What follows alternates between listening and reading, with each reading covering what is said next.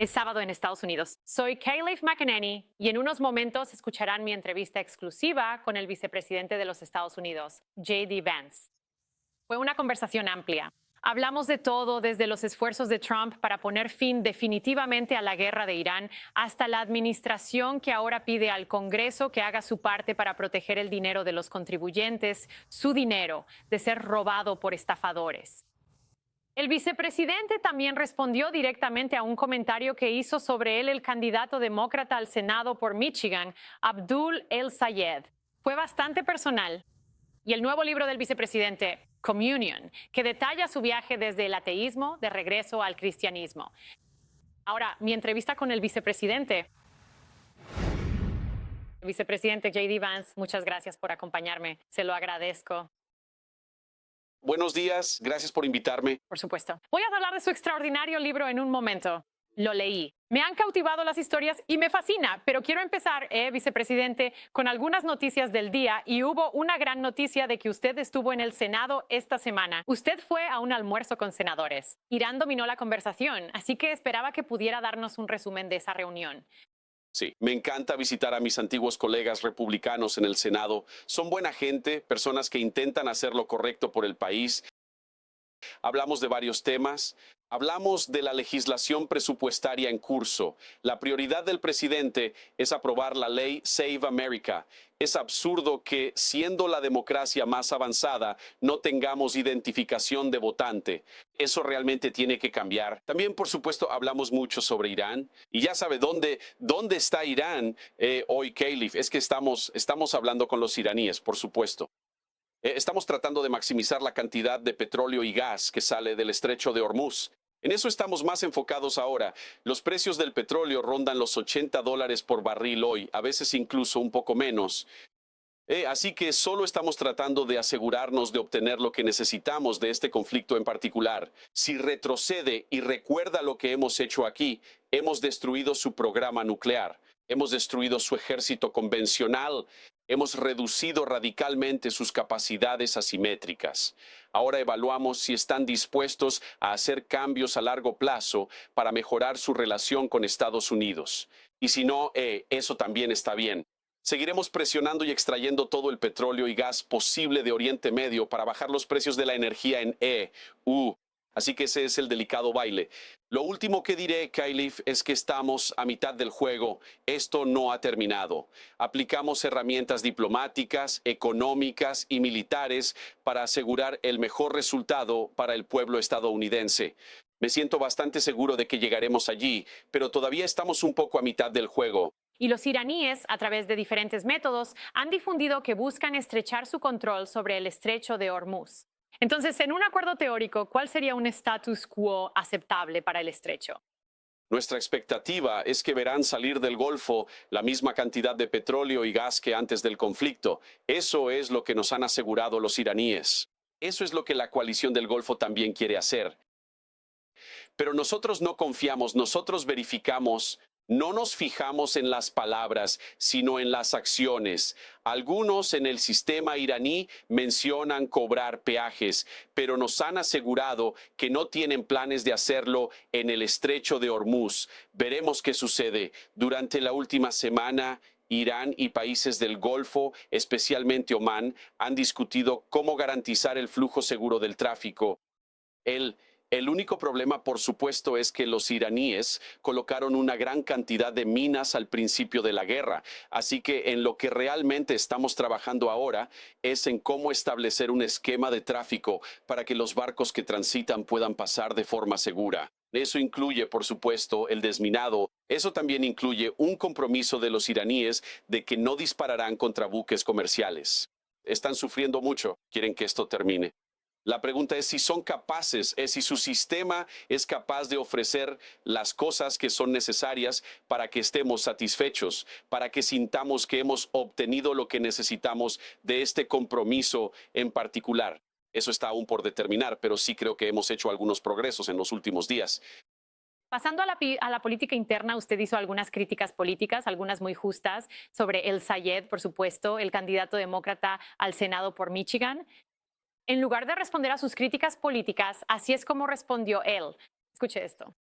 Ese es el chico de Peter Thiel con ese carisma de Ohio que tiene, ese tipo. Ya sabe, creo que ya hemos tenido suficiente de él. Lo último con sentido que dijo fue Hillbilly Elegy, cuando afirmó que Trump no debía ser presidente. Fue su última coherencia antes de decidir adular al poder. ¿Cuál es su respuesta? No le presto mucha atención a ese tipo. El problema con el Sayed es que dice defender a los trabajadores, pero se opuso a las políticas de Trump que salvaron la industria automotriz de Michigan. Él no quiere una economía próspera donde los trabajadores puedan mantener a su familia con un solo salario. Él busca una economía que impone impuestos a unos para favorecer a grupos del Partido Demócrata, pero así no se crea prosperidad. La prosperidad real surge al reconstruir la clase media y su base industrial. Así que ya sabe, por supuesto, que vas a hacer insultos personales. También se ha metido con mis hijos. Es un tipo un poco raro, pero creo que es revelador que, en lugar de hablar de lo que quiere hacer para mejorar la vida de los habitantes de Michigan, me lance insultos personales. Soy el vicepresidente. Es parte del cargo. Creo que el tipo está loco y sería un senador terrible para la gente de Michigan. Vamos a presentar ese argumento y obviamente la gente de Michigan emitirá su voto. Y una cosa de la que él no habla muy a menudo, pero usted ciertamente sí, es el fraude. Y al pueblo estadounidense le importa profundamente. Vi su mesa redonda sobre el fraude, el grupo de trabajo, con gran interés esta semana. Usted presentó un plan de 3 partes para que el Congreso ayude con esto. Y uno de los puntos interesantes fue el intercambio de datos y obligar a los estados demócratas a compartir sus datos con usted. Tengo curiosidad por saber por qué necesitaría legislación para obligar a los demócratas a combatir el fraude. Pensaría que ellos le entregarían esta información voluntariamente. Eso es lo que uno pensaría, Kylif, pero gran parte del aparato demócrata funciona con dinero del fraude. La red de ONGs y organizaciones sin fines de lucro en estados demócratas dependen de ello para operar. Para explicarlo al pueblo, Kylif, lo más loco es que yo quedé literalmente impactado por esto la primera vez que me di cuenta de que cuando enviamos, por ejemplo, $8,000 millones al estado de California para administrar su programa de cupones de alimentos, ni siquiera verifican la elegibilidad. Podrías tener extranjeros ilegales en ese programa. En el gobierno federal no sabemos qué pasa con los $8,000 millones que enviamos. No hay forma de confirmar si California los gasta en los necesitados, aunque claro que queremos ayudar a quienes no tienen ni para comer. Pero el programa no está ahí para extranjeros ilegales, no está ahí para estafadores. Y lo que California y tantos estados demócratas han hecho es realmente reducir los requisitos de elegibilidad, reducir los requisitos de verificación y desafortunadamente vamos a tener que obligarlos a hacer algunas cosas básicas. Cosas como verificar cuando alguien se registra para recibir cupones de alimentos, ¿están en este país legalmente? ¿Tienen realmente una identificación con foto adecuada? ¿Cometieron delitos graves recientemente? Muchos estados demócratas omiten verificaciones básicas de elegibilidad, así que los obligaremos a compartir datos, algo que ya discutimos en el Congreso. Debo decir, Kylif, que algunos demócratas sí colaboran porque entienden que combatir el fraude es bipartidista. Lamentablemente, estados como California o Nueva York parecen preferir el fraude, pero no lo permitiremos. Ha durado demasiado tiempo y el presidente nos ha pedido que lo detengamos. Finalmente nos lo estamos tomando en serio. ¿Algún demócrata del Senado te ha llamado y te ha dicho, oye, ¿cómo podemos ayudar con estas prioridades legislativas? No me hago ilusiones, Kylif. Los demócratas del Senado están capturados por la extrema izquierda de su partido. Los demócratas que colaboran con nosotros son funcionarios locales y estatales. Algunos fiscales generales, cuyo trabajo es perseguir el fraude, entienden lo terrible que es este problema. Pero desafortunadamente, Kylif, esta es la historia del liderazgo nacional del Partido Demócrata. No harán las cosas que incluso sus propios votantes quieren que hagan. Es decir, preguntas sobre el fraude. El fraude electoral es uno de los más graves en el país. Al 80% de los demócratas les gustaría ver una identificación de votante, pero ninguno apoya la ley Salvemos a Estados Unidos. Dudo que los demócratas en el Senado frenen el fraude, aunque me encantaría trabajar con ellos. Lo es. Bueno, sobre tu extraordinario libro Communion, me encantó leerlo.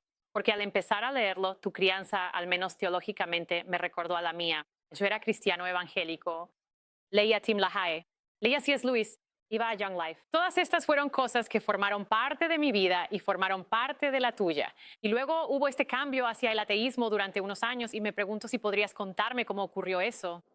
Sabes, creo que ocurrieron un par de cosas, Skyleif. Primero, aunque tenía cierta base en mi fe, no estaba realmente conectada a ninguna iglesia ni institución en particular.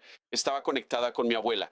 Mm. Ella era la persona que me leía la Biblia. Ella era la persona con la que hablaba de Dios. Y entonces, sabes, cuando ella falleció poco antes de que me fuera a Irak en 2005, simplemente perdí esa conexión con mi fe. Y sin estar debidamente arraigado, perdí mi fe por completo. Y creo que lo que me pasó, Caleb, es que me di cuenta de que yo pasé por lo que yo llamaría una fase de ateo arrogante, en la que no solo no creía en Dios, sino que pensaba que sabía más que otras personas que sí creían. Es que me di cuenta de que eso no me estaba convirtiendo en una buena persona. Me estaba haciendo preocuparme por, ya sabes, dónde fui a la escuela y cuánto dinero ganaba y todas esas clases de búsquedas mundanas. Me estaban haciendo muy exitoso. Yo estaba consiguiendo buenos trabajos, iba a buenas escuelas, pero no me estaban convirtiendo en un buen ser humano.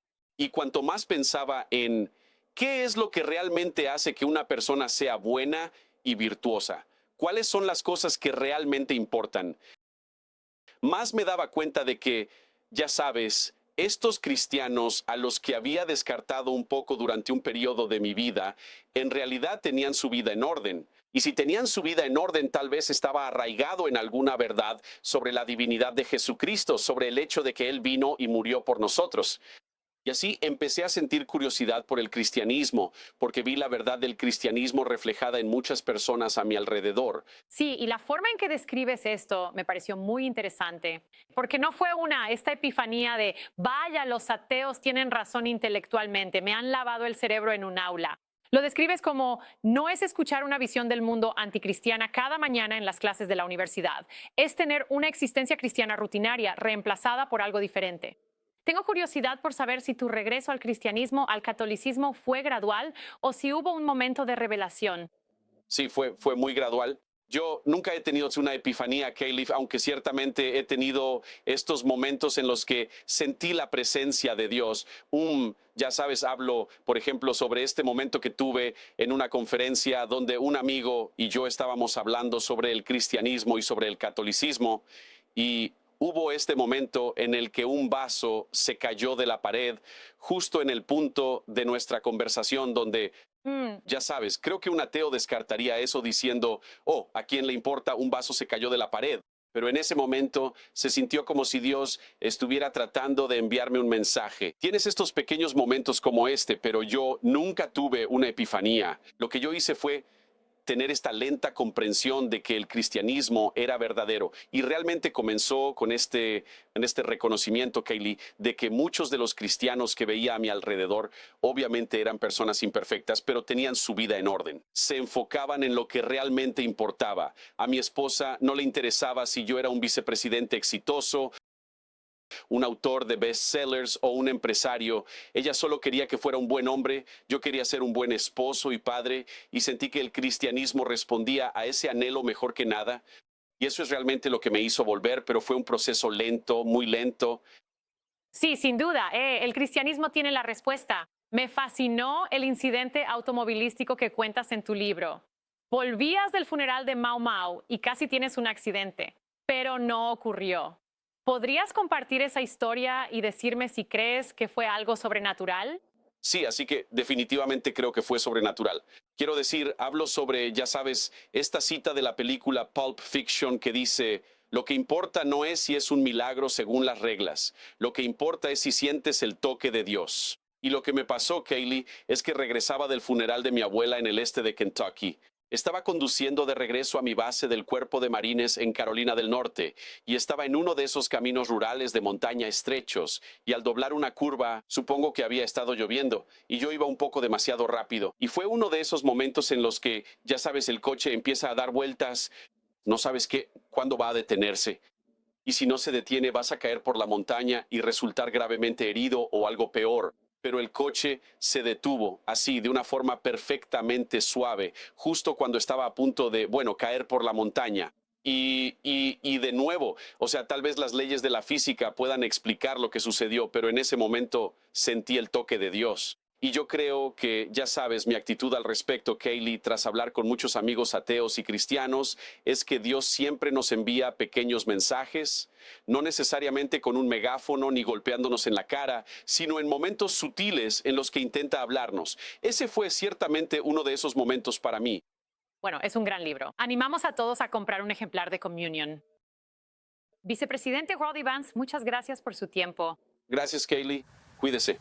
Lean sobre el viaje espiritual del vicepresidente en su libro Communion, un éxito de ventas del New York Times. Luego, el doctor Anthony Fauci pudo callar ante el Congreso, pero yo lo vi en la sala de situaciones. Un ex colega de la Casa Blanca nos dará sus reflexiones sobre The Fauci Diaries. ¿Estás obteniendo valor de este video? Solo le pido que le dé like, lo comparta y se suscriba al canal si aún no lo ha hecho.